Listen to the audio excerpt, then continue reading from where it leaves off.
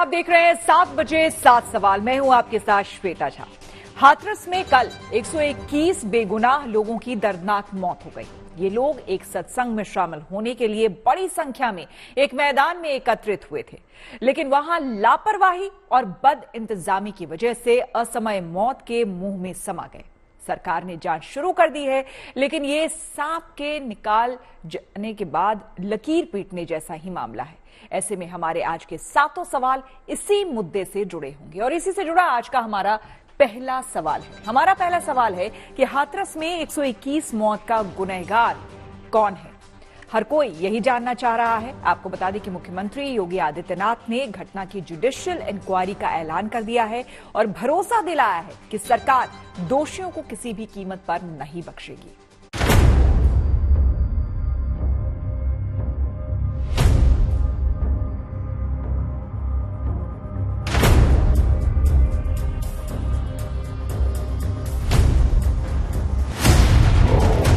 हाथरस में सत्संग का ये मैदान कल उस समय शमशान में तब्दील हो गया जब यहाँ भगदड़ में 120 से ज्यादा लोगों की मौत हो गई।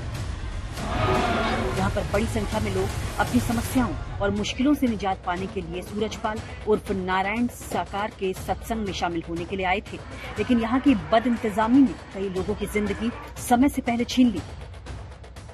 हादसे के बाद पुलिस ने आयोजकों के खिलाफ एफआईआर दर्ज कर जांच शुरू कर दी है। फोरेंसिक टीम और डॉग स्क्वाड ने घटनास्थल से अहम सबूत इकट्ठा किए हैं। ठीक यही जगह है जहां पर लोग नीचे गिरते चले गए, एक दूसरे के ऊपर गिरते चले गए और पूरे खेतों में आप देखिए सामने जहां पर अब यूपी पुलिस ने डू नॉट क्रॉस का चारों तरफ लेबल लगा दिया है और अंदर फॉरेंसिक टीम, डॉग स्क्वाड की टीम एविडेंस कलेक्ट करने में जुटे हुए हैं। दरअसल वो ये समझना चाहते हैं कि आखिर ये हादसा हुआ कैसे और उसके लिए यहाँ पर फॉरेंसिक की टीम पहुंची हुई है। वहीं दूसरी तरफ चूक कहाँ हुई, आखिर इतने लोग जुटे तो उनको लेकर के तैयारी किस तरीके की गई थी। एडमिनिस्ट्रेशन ने क्या आयोजकों से बात की थी, आयोजकों ने क्या संख्या को लेकर के गुमराह किया, सही संख्या नहीं बताई।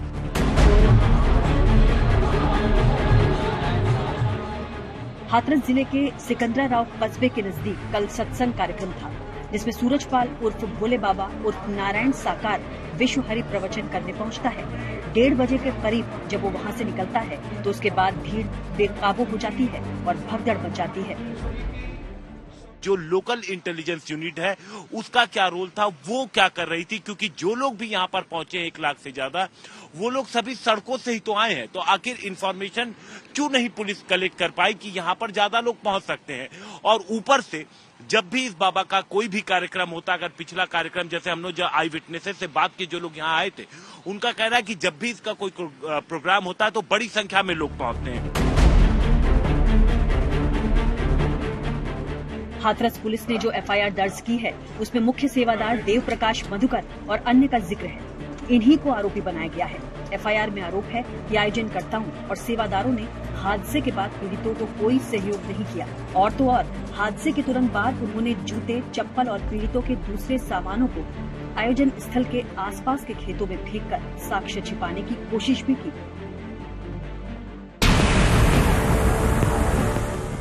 एसडीएम ने भी डीएम को जो अपनी पहली रिपोर्ट सौंपी है उसमें कहा गया है कि सेवादारों की भीड़ के साथ की गई धक्का मुक्की के बाद ही हालात बिगड़े।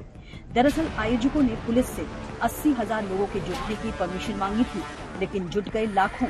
ऐसे में पूरी व्यवस्था ध्वस्त हो गई। जिसकी गलती है उसके खिलाफ कानूनी कार्रवाई की जाएगी।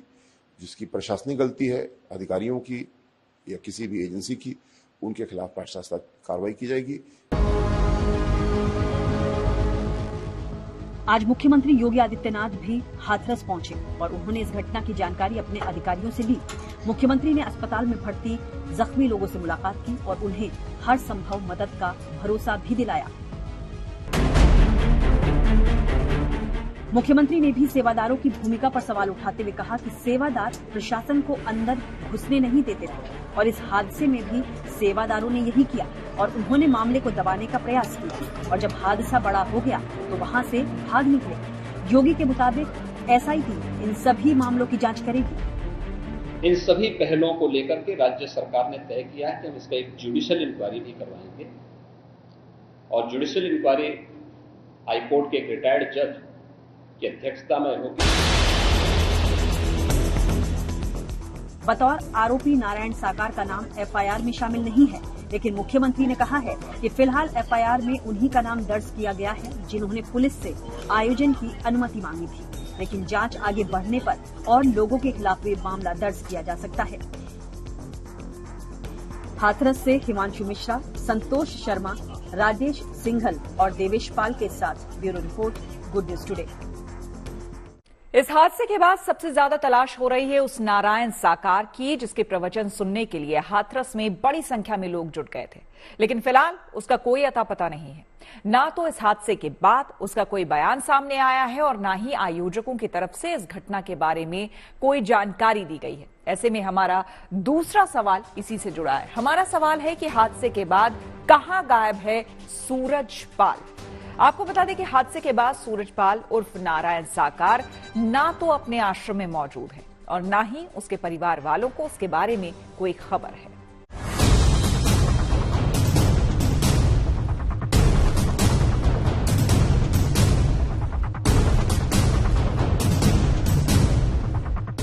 बाबा सूरजपाल उर्फ भोले बाबा उर्फ नारायण साकार विश्व हरि प्रवचन, ये वही इंसान है जिसका नाम हाथरस के हादसे के बाद सबसे ज्यादा चर्चा में है। इन्हीं के सत्संग में कल लाखों लोग पहुंचे और बाबा ने भीड़ से कहा कि चरण रज ले लेने और माथे पर लगा लेने से जिसे जो तकलीफ होगी वो दूर हो जाएगी। बाबा की आस्था और भक्ति में डूबे भक्त चरण रज के लिए पहुंचे और फिर वो हुआ जिसके बारे में दूर दूर तक किसी ने सोचा तक नहीं था। चरण रज के चक्कर में 120 से ज्यादा लोगों ने भगदड़ में अपनी जान गंवा दी और जो बाबा तकलीफ दूर होने की दुहाई दे रहे थे वो भक्तों को तकलीफ देकर ही गायब हो गए। ये देखिए, आपको नजारा दिखा रहे हैं आश्रम के अंदर का। तमाम गाड़ियां अभी भी हैं और इस आश्रम में जो लोग हैं वो मौजूद हैं, गाड़ियों का काफिला है, लेकिन बाबा सामने नहीं आ रहे हैं। बाबा का नाम एफआईआर में नहीं है, लेकिन अगर बाबा वहां पर पहुंचे हुए थे, प्रवचन देने के लिए पहुंचे थे और उनके चरणों की धूल लेने के लिए वहां पर 100 से ज्यादा 117 लोग धूल में मिल गए, उनकी जान चली गई, तो जाहिर सी बात है कि नैतिक जिम्मेदारी के तहत बाबा को सामने आना चाहिए। पुलिस बाबा के घर से लेकर बाबा के आश्रम में छानबीन कर रही है। हालांकि 120 से ज्यादा मौत के मामले में बाबा को एफआईआर में आरोपी नहीं बनाया गया है और मुख्य आरोपी आयोजक सेवादार देवप्रकाश मधुकर है। लेकिन पुलिस को बाबा की तलाश है, जिसके लिए सर्च ऑपरेशन चलाया जा रहा है। हादसे के बाद बाबा के आश्रम को चारों तरफ से घेरा गया और तलाश की गई, लेकिन बाबा आश्रम में नहीं मिले। हालांकि पुलिस के पहुंचने से थोड़ी देर पहले हमारे संवाददाता ने आश्रम के सेवादार से बात की थी। सेवादार का कहना है कि बाबा के फरार होने की गलत खबरें फैलाई जा रही हैं। बाबा आश्रम में ही हैं। बाबा जी इस वक्त हैं कहाँ पे? ये प्रवास पर ही, ये अंदर प्रवास पर ही है, कहीं बाहर नहीं है, यहीं पर है। हाँ। कितने बजे आ गए थे वो?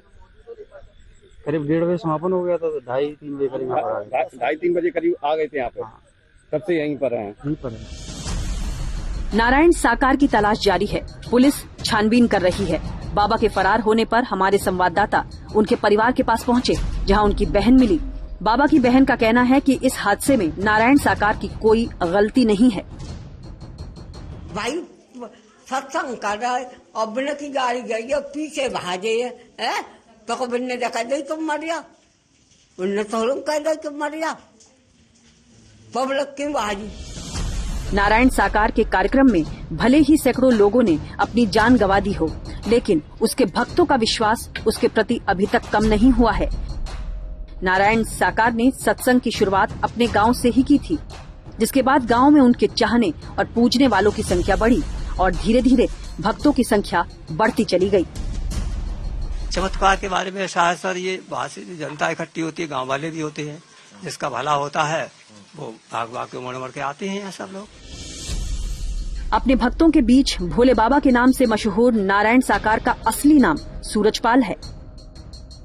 नारायण साकार एटा जिले के बहादुर नगरी गांव का रहने वाला है। यूपी पुलिस में नौकरी के दौरान 1997 में उस पर यौन शोषण के आरोप पहली बार लगे। इसके अलावा बाबा पर यौन शोषण समेत 5 मामले दर्ज हैं।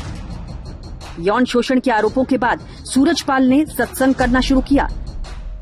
फिलहाल बाबा का पश्चिमी उत्तर प्रदेश के जिलों में कई एकड़ में आश्रम है और इनके अनुयायी उत्तर प्रदेश से उत्तराखंड और हरियाणा से राजस्थान तक फैले हुए हैं। ये बताया जाता है कि ये पहले यूपी पुलिस में कर्मचारी थे। इनके ऊपर 5 जघन्य अपराध पंजीकृत थे, जिसमें बलात्कार भी था और जेल भी गए थे। ये भी बताया जाता है कि ये जब बर्खास्त हुए, जेल गए, तो इन्होंने अपना नाम आदि बदल करके ये प्रवचन आदि का काम शुरू कर दिया। सूरजपाल उर्फ नारायण साकार पर मामला तो दर्ज नहीं हुआ, लेकिन पूछा जा रहा है कि अपने भक्तों को छोड़कर बाबा इस समय कहां गायब हो गए हैं और जब उनके भक्तों को सही मायनों में उनकी जरूरत थी तो वो वापस लौटकर क्यों नहीं आ रहे। हाथरस से हिमांशु मिश्रा, संतोष कुमार और एटा से देवेश पाल के साथ ब्यूरो रिपोर्ट। इस दर्दनाक हादसे की पहली जिम्मेदारी तो आयोजकों की है, जिन्होंने कार्यक्रम स्थल पर पूरी तैयारी नहीं कर रखी थी। लेकिन इस मामले में पुलिस और प्रशासन की लापरवाही भी सामने आ रही है। सवाल पूछे जा रहे हैं कि जब यहां पर लाखों की भीड़ जुट रही थी तो लोकल इंटेलिजेंस यूनिट और प्रशासन कहां सोया हुआ था। हमारा तीसरा सवाल इसी से जुड़ा है। हमारा सवाल है कि क्या प्रशासनिक चूक की वजह से हुआ है ये हादसा। इसके बारे में बता रहे हैं उत्तर प्रदेश के पूर्व डीजीपी विक्रम सिंह। वांछित पुलिस व्यवस्था के अभाव में भगदड़ मची। चूंकि आवागमन के बारे में कोई उचित व्यवस्था नहीं की गई थी, सुविचारित योजनाबद्ध तरीके से ये आयोजन नहीं हुआ था, कि दुर्घटना को एक तरीके से दावतनामा दिया गया था। और इतने बड़े जनसमूह में केवल 72 पुलिसकर्मियों का लगाया जाना और इतनी बड़ी जनसमूह अकस्मात आसमान से नहीं उतरती है, उनके इकट्ठा होने में समय लगता है।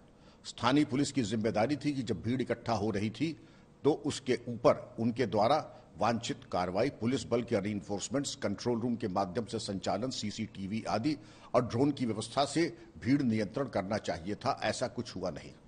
जब भगदड़ हो गई तो फर्स्ट एड और अस्पताल ले जाने की व्यवस्था भी दिखाई नहीं पड़ी और ये बताया जाता है कि पूरी तरीके से वहां पर दुर्व्यवस्था फैली थी अस्पतालों में और प्राथमिक चिकित्सा के अभाव में। हाथरस में हादसे की पटकथा उसी समय तैयार हो गई थी जब नारायण साकार के सत्संग के लिए 80,000 लोगों के जुटने की अनुमति ली गई और जुट गए 2 लाख से ज्यादा लोग। मामला उस समय बिगड़ गया जब नारायण साकार की तरफ से भक्तों को उनके चरणों की धूल लेने के लिए कहा गया। ऐसे में हमारा चौथा सवाल इसी से जुड़ा है। हमारा सवाल है कि नारायण साकार के चरणों की धूल कैसे बन गई जानलेवा धूल। आपको बता दें कि जैसे ही सत्संग खत्म करके नारायण साकार वहां से निकला, वैसे ही भीड़ बेकाबू हो गई। वहां पर बारिश की वजह से हुए कीचड़ ने स्थिति को और बिगाड़ दिया, लिहाजा जो एक बार गिरा वो फिर उठ नहीं सका।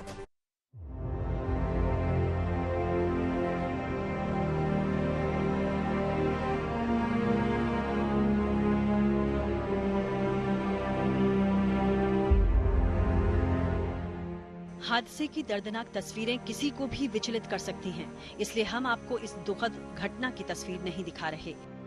लेकिन घटना स्थल पर बिखरे जूते चप्पलों और बिखरे सामानों को देखकर यह अंदाजा लगाना ज्यादा मुश्किल नहीं होगा कि यहाँ पर भगदड़ के दौरान क्या मंजर रहा होगा।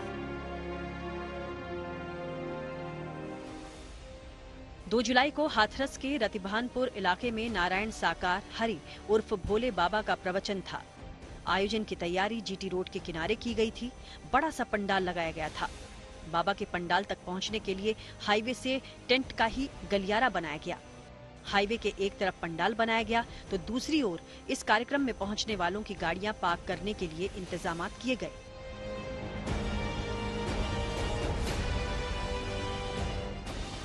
चश्मदीद बताते हैं कि नारायण साकार हरि उर्फ भोले बाबा प्रवचन के लिए पहुंचे। करीब 1.5 घंटे तक उनका कार्यक्रम चला। वो दोपहर करीब 1:30 बजे वहां से अपनी कार से निकल गए। कहा जा रहा है कि उन्होंने लोगों से अपने चरण रज लेने को कहा, जिसके बाद भारी भीड़ उनकी तरफ बढ़ गई। ये जो बल्लियां लगी उनको देख के आसानी से अंदाजा लगाया जा सकता है कि ये 1 लाख नहीं बल्कि अगर 5,000 लोग भी अगर यहाँ पर पहुंच जाते हैं तो ये पूरा इलाका कवर हो जाएगा, भर जाएगा।